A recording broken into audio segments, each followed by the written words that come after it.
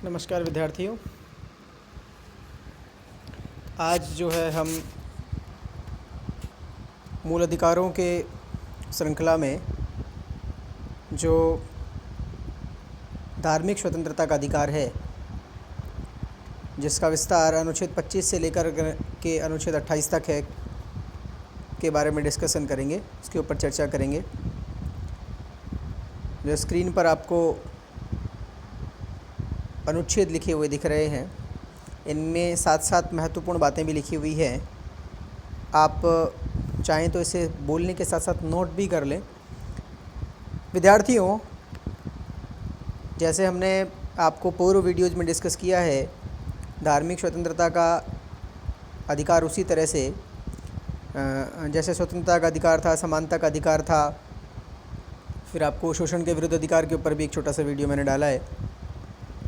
आज वो बोर्ड पर जो करने वाला कार्य था वो मुनासिब नहीं हो पाया, तो मुझे लगा कि आज आपको मैं स्क्रीन रिकॉर्डर पे एक वीडियो शेयर कर दूं छोटा सा। खैर, धार्मिक स्वतंत्रता या अंतःकरण की स्वतंत्रता का अधिकार जो आपका है, उसमें अनुच्छेद 25 सबसे पहला अनुच्छेद है, और आप ये नोट कर लें, ये बड़ा महत्वपूर्ण अनुच्छेद है, क्योंकि इसके तहत जो है आप किसी भी धर्म को अबाध रूप से मान सकते हो, धर्म सम्मत आचरण कर सकते हो और उसका प्रचार प्रसार कर सकते हो। मैंने 3 बातें बोली है, क्या क्या? आप किसी भी धर्म को अबाध रूप से मान सकते हो, उस धर्म से सम्मत आचरण कर सकते हो और उस धर्म का प्रचार प्रसार कर सकते हो। लेकिन यहाँ आपको ध्यान रखने की बातें क्या है? आपके ये सब करते समय क्या नहीं होना चाहिए? व्यापक जो लोक व्यवस्था है वो प्रभावित नहीं होनी चाहिए, लोक स्वास्थ्य प्रभावित नहीं होना चाहिए, और आचरण में गंदगी या सदाचार जो है वो नहीं गुम होना चाहिए। ठीक है? अबाध रूप से किसी भी धर्म को आप मानें, पालें, पोसें, प्रचार प्रसार करें, उसके अनुसार आचरण करें, लेकिन ऐसा नहीं करेंगे जिससे व्यापक लोक व्यवस्था प्रभावित हो, लोक हित प्रभावित होता हो या अश्लीलता फैलती हो। क्लियर शब्दों में इस तरह से आप समझ सकते हो। अब कैसे?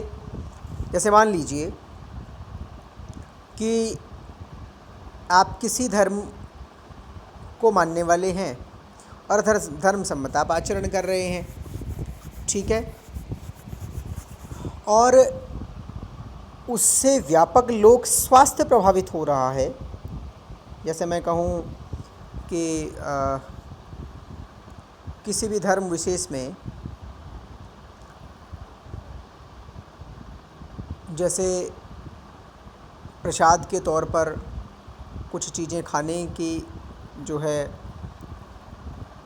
आपको दी जाती हैं, और उस प्रसाद में जो है कहीं मान के चलें हम कि ऐसी कोई चीज़ हो जिसको खाने से बहुत सारी पब्लिक बीमार होती है। यदि मान लीजिए कहीं कोई प्रवचन हो रहा है, वहाँ हज़ारों लाखों की संख्या में लोग गैदर हैं, और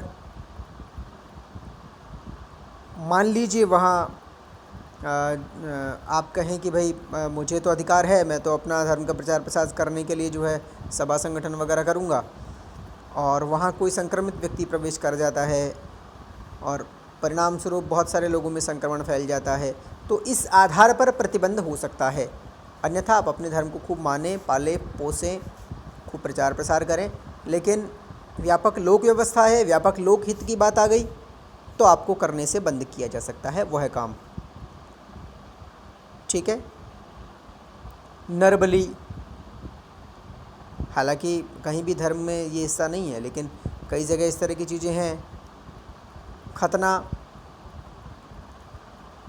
आप समझते होंगे इसके बारे में।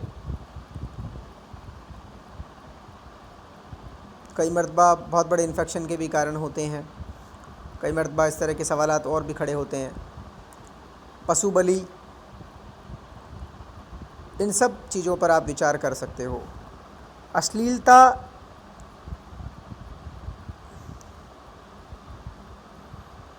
या सदाचार के नियमों का उल्लंघन, जैसे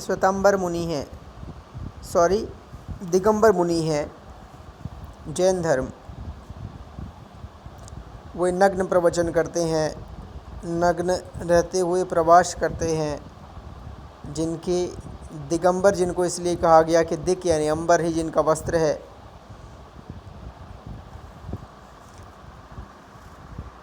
तो कहीं ना कहीं सार्वजनिक स्थलों से उन्हें या तो किसी तरह से अपने शरीर को हल्का जहाँ से उनको कवर करना चाहिए करके आगे बढ़ते हैं वो। तो कुल मिलाकर के ये वो बड़े आधार हैं जिन आधारों पर जो है आपके धार्मिक आचरण पर प्रतिबंध लगाया जा सकता है। विद्यार्थियों, एक बात और यहाँ इम्पोर्टेंट है कि आप अपना धर्म परिवर्तन स्वेच्छा से कर सकते हैं, लेकिन धर्म परिवर्तन जबरन नहीं होना चाहिए, धर्म परिवर्तन प्रलोभन में नहीं होना चाहिए, धर्म परिवर्तन लालच में नहीं होना चाहिए, धर्म परिवर्तन गुमराह करके भी नहीं होना चाहिए। अब ये बड़ी विडंबना है कि आपको इस संविधान में जहाँ यह व्यवस्था आपको मिली हुई है कि आप इच्छा से धर्म परिवर्तन कर सकते हैं, लेकिन अब तक जो देश की जनता डिमांड करती है, देश के लोग मांग करते हैं, धर्म परिवर्तन पर कोई स्ट्रिक्ट कानून अब तक जो है केंद्र सरकारों द्वारा नहीं बनाया गया। संसद द्वारा इस तरह का धर्म परिवर्तन पर कोई कानून अब तक नहीं बनाया जा सका है। जब धर्म परिवर्तन की बात आती है तो स्वेच्छा से अगर कोई धर्म परिवर्तन करता है वहाँ तक कोई समस्या नहीं है, लेकिन अगर किसी से प्रलोभन में धर्म परिवर्तन करवाया गया है, किसी को लालच दे करके, किसी को डरा करके, धमका करके, ज़बरदस्ती अगर धर्म परिवर्तन करवाया गया तो वहाँ समस्याएं खड़ी होती हैं विद्यार्थियों। और ऐसा बहुत मर्तबा, बहुत जगह, बहुत बार हुआ है। तो ये एक बड़ा एक लैकूना इस आर्टिकल का, आर्टिकल नंबर 25(1) में जहाँ धर्मांतरण या धर्म परिवर्तन की आपको स्वतंत्रता दी गई है, वहाँ कहीं ये, हालांकि कुछ सरकारों ने, जैसे उड़ीसा सरकार ने धर्म परिवर्तन पर, बलात् धर्म परिवर्तन पर कानून बनाया है। राजस्थान सरकार में भी जो है आई थिंक इस तरह से विचार हुए हैं विधानसभाओं में धर्म परिवर्तन पर, बलात् धर्म परिवर्तन पर कानून आया हुआ है। मध्य प्रदेश की सरकार ने भी धर्म परिवर्तन पर कानून अभी बनाए हैं, और उसके तहत जो है छल कपट से, धोखाधड़ी से और लोभ लालच दे करके अगर कोई धर्म परिवर्तन करवाता है तो उसके लिए निर्धारित दंड की व्यवस्थाएं भी की गई हैं। अब इसी संबंध में एक बहुत महत्वपूर्ण निर्णय स्टे इस्लामाबाद में जो है सुप्रीम कोर्ट का रहा है, और उसमें जो है कहा गया है कि प्रचार के अधिकार में धर्म परिवर्तन का अधिकार नहीं है। आप प्रचार अपने धर्म का करें, लेकिन इसका ये बिल्कुल मतलब नहीं है कि प्रचार का अधिकार आपको किसी को धर्म परिवर्तन करवाने का अधिकार भी देता है, बिल्कुल नहीं। और वेरी इंपॉर्टेंट बात ये है, इसे आप नोट कर लें कि जो सिख धर्म में कृपाण धारण करने का 5 क जिनके होते हैं, केस, कंगा, कच्छा, कृपाण और केस, कंगा, कच्छा और कृपाण, केस हो गया, कड़ा, यस, 5 क जो हैं वो जो हैं सिखों को धारण करके चलना, कृपाण धारण करना, ये जो है हिस्सा है सिख धर्म का, ठीक है। और धर्म सम्मत आचरण करते हुए वे लोग अपने साथ में कृपाण धारण करते हैं, लेकिन उस कृपाण का इस्तेमाल वो किसी को डराने में, धमकाने में, किसी को मारने में इस तरह से नहीं कर सकते। अगर करते हैं तो वो अपराध की श्रेणी में आएगा। विद्यार्थियों, अनुच्छेद 26 कहता है धार्मिक कार्यों के प्रबंध की स्वतंत्रता, अर्थात धार्मिक प्रयोजन के लिए संस्थाओं का निर्माण या संस्था के लिए स्थावर या जंगम संपत्ति अर्जन करने का आपको अधिकार है। क्या है? धार्मिक कार्यों के संबंध में आप प्रबंध कर सकते हैं, यानी धार्मिक प्रयोजन के लिए आप संस्था बना सकते हैं और उस संस्था के लिए आप स्थावर और जंगम संपत्ति अर्जन कर सकते हैं, ठीक है। आपने देखा होगा कई जगह जो संत अपने आश्रम बनाते हैं, कई जगह आप गांव वाले मिलकर के, आप शहर वाले, मोहल्ले वाले, कॉलोनी वाले मिलकर के कई मर्तबा किसी आश्रम की स्थापना करते हैं। किसी मंदिर की स्थापना करते हैं तो वो इसी अनुच्छेद 26 के तहत आप लोग कर पाते हैं। आप ट्रस्ट का निर्माण भी अगर करते हैं तो वो भी इसी अनुच्छेद का पार्ट होता है। ठीक है विद्यार्थियों, इसके बाद आता है अनुच्छेद 27, और ये जो 27 है वो धार्मिक मामलों में करों के संदाय से छूट से संबंधित है। धार्मिक मामलों में टैक्सेशन का क्या संबंध है, स्पष्ट कर लें। भारत में किसी विशेष धर्म या धार्मिक समुदाय के उत्थान या संरक्षण के लिए किसी व्यक्ति को कर देने के लिए आप बाध्य नहीं कर सकते। क्या बात आई? अनुच्छेद 27 क्या कहता है? धार्मिक मामलों में करों के संदाय से आपको छूट है, लेकिन वो कैसे है कि किसी भी विशेष धर्म या समुदाय धार्मिक उसके संरक्षण के लिए राज्य आपसे कर नहीं लेगा। पहली मर्तबा तो ये है कि राज्य अपने हिसाब से किसी भी धर्म को पालित पोषित तो करेगा ही नहीं, सबको समान अवसर देगा, लेकिन फिर भी किसी भी विशेष धर्म धार्मिक समुदाय उसके उत्थान और संरक्षण के लिए आपको टैक्स देने के लिए बाध्य नहीं करेगा। ये स्थिति कहाँ स्पष्ट की गई है? अनुच्छेद 27 में। अनुच्छेद 28 क्या कह रहा है? अनुच्छेद 28 कहता है, वो भी धार्मिक स्वतंत्रता के अधिकार का ही विस्तार है और बड़ा महत्वपूर्ण है, ध्यान रखना। शिक्षण संस्थाओं में धर्म संबंधी स्वतंत्रता के बारे में अनुच्छेद 28 कहता है।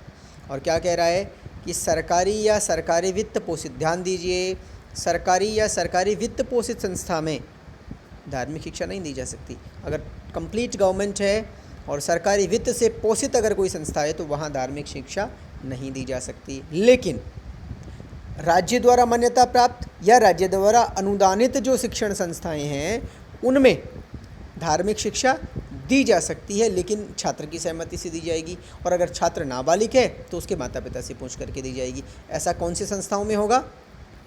राज्य द्वारा मान्यता प्राप्त या राज्य द्वारा अनुदानित शैक्षणिक संस्थाओं में। ठीक है। अब यहाँ तीसरी और बड़ी महत्वपूर्ण बात है कि यदि संस्था अल्पसंख्यकों की है, यानी संस्था यदि माइनॉरिटीज़ की है, तो वहाँ धार्मिक शिक्षा दी जा सकेगी। यू मे नोट इट, ये बड़ा इंपॉर्टेंट फैक्ट है कि अगर संस्था माइनॉरिटीज़ की है, यानी अल्पसंख्यकों की अगर शैक्षणिक संस्था है, तो वहाँ धार्मिक शिक्षा दी जा सकती है। सरकारी में या सरकारी वित्त पोषित में नहीं देंगे। ठीक है। सरकारी मान्यता प्राप्त है, मतलब प्राइवेट है लेकिन सरकारी मान्यता प्राप्त है और अनुदानित है तो दे सकते हैं, लेकिन माता पिता से पूछ करके दोगे अगर बच्चा नाबालिग है, और अगर बालिग है तो छात्र से खुद से पूछ करके दोगे।